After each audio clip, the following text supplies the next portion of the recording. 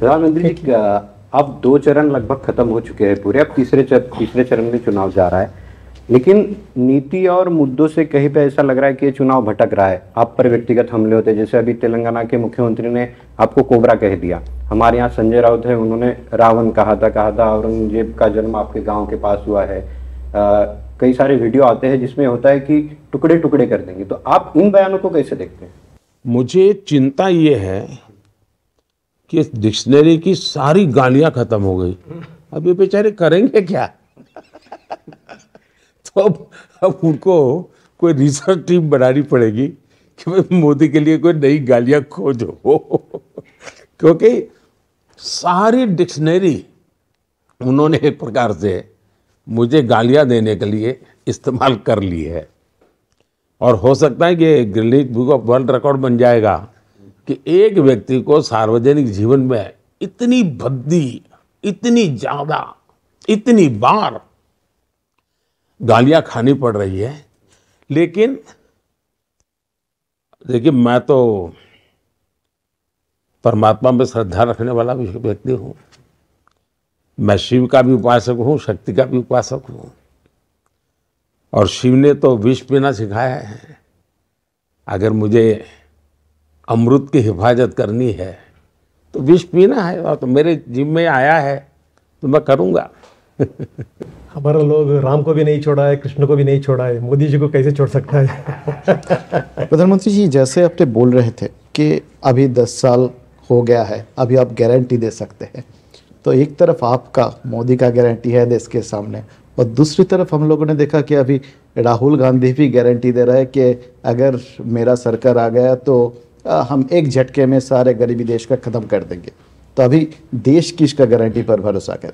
देखिए, पहली बात है कि गारंटी शब्द पर मेरा कोई कॉपीराइट नहीं है, तो हर किसी को उपयोग करना पड़ता है। दूसरा, आपने देखा होगा कि जिसको फर्जी माल बेचना होता है वो भी बड़ी प्रोडक्ट का सिमिली ढूंढ करके शब्दों का प्रयोग करता है। तब उनकी मुसीबत ये है कि उनको ये शब्दों का उपयोग करना पड़ता है। लेकिन मान लीजिए, अब गारंटी वो ऐसे ही नहीं निकलती है जी। एक लंबी तपस्या के बाद आपके शब्द गारंटी बन जाते हैं, आपके शब्द की कीमत बढ़ जाती है। मैं गारंटी शब्द उपयोग न करूं तो भी, मुझे याद है मैं गुजरात में था तो मेरे यहाँ अमरेली डिस्ट्रिक्ट के कुछ लोग आए, तो उसके बाद चुनाव होना था। उन्होंने कहा, साहब बस आप इतना बोल दीजिए, हमारा काम चल जाएगा। मैंने कहा, मैं नहीं बोल सकता भाई। नहीं बोले, साहब आप बोल दीजिए ना। मैंने कहा, भाई ऐसे जिस चीज़ की योजना नहीं बनी है मैं इसके विषय में। बोले, साहब आपने बोल दिया ना। बोले वो रामबाण है, बस आप बोल दीजिए। मैं उस दिन से बहुत सजग हो गया।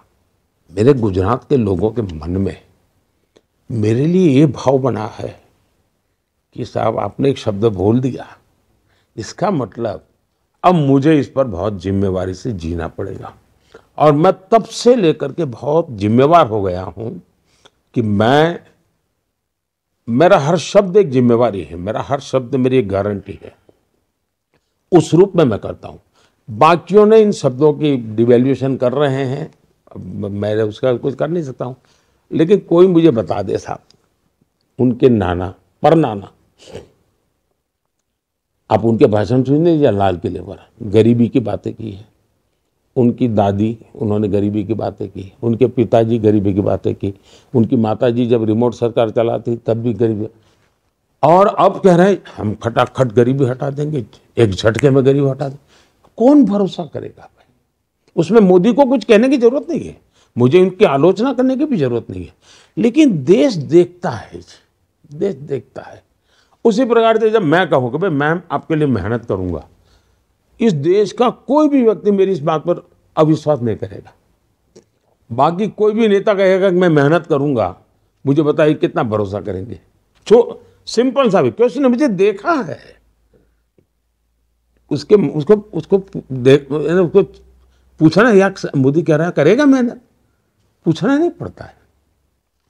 तो मेरा जीवन, मेरी वाणी और मेरी गारंटी, ये सब एक सूत्र में है जी। ये हवा में से निकाला हुआ भाव नहीं है। और मैं जब कहता हूं मुझे करना है, अब जैसे मैंने 2014 में कहा कि मैं गरीबों के लिए घर बनाऊंगा, तब मुझे बहुतों ने कहा साहब कितना पैसा लगेगा, कैसे करोगे? मैंने कहा देखिए भाई, देश की इकोनॉमी का एक ड्राइविंग फोर्स बनेगा, क्योंकि जब गरीब का घर बनाता हूँ तब ईंटें बनाने वाला कमाता है, सीमेंट बनाने वाला कमाता है, रोजगार मिलता है, फर्नीचर बेचने वाला कमाता है, यानी एक प्रकार से इकोनॉमी का मैं ड्राइविंग फोर्स, उसमें मैंने पूरा एक चित्र खाका तैयार किया। 4 करोड़ घर बना दिए, दे दिए। कुछ राज्य सरकारों का बड़ा ठंडा रिस्पांस रहा तो मेरी अपेक्षा से कम हुआ। फिर मैंने कहा नहीं भी, अब कुछ परिवार हैं जो बड़े हो गए, और इसलिए मैंने इस बजट में फिर से कहा, और मैं पब्लिक मीटिंग में कहता हूँ कि आप जब चुनाव प्रचार में जाते हो तो मेरा भी एक काम करना कि देखना भाई कहीं उस गांव में 2-4 घर ऐसे होंगे जो छूट गए होंगे, किसी को नल से जल नहीं मिला होगा, किसी को गैस का कनेक्शन नहीं मिला होगा, किसी को घर नहीं मिला होगा, उसकी सूची मुझे भेज देना, क्योंकि मैं 3 करोड़ घर और बना हूँ, वो उनके लिए बनाऊंगा। यानी पक्का रोड मैप है, तब जाकर के गारंटी पे भरोसा होता है।